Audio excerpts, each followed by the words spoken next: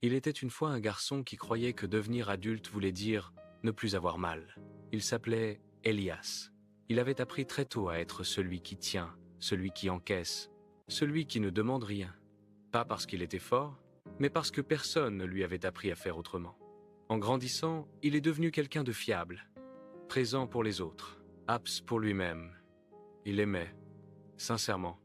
Mais il aimait comme il avait appris à vivre, à distance, sans bruit, en espérant que ça suffise. Alors il rentrait tard. Il disait que c'était le travail, la fatigue, la vie. La vérité, c'est qu'il ne savait pas quoi faire des attentes qui l'attendaient à la maison. Il ne savait pas comment rester quand on avait besoin de lui. Elle a attendu, longtemps. Elle a parlé, puis elle a ralenti, puis elle s'est tue.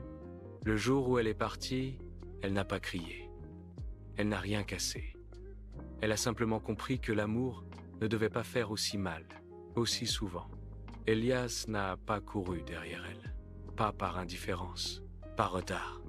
C'est plus tard, bien plus tard, qu'il a compris.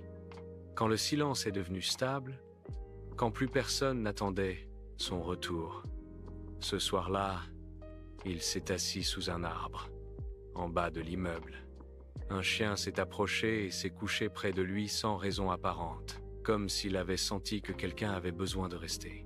Elias a regardé la nuit tomber.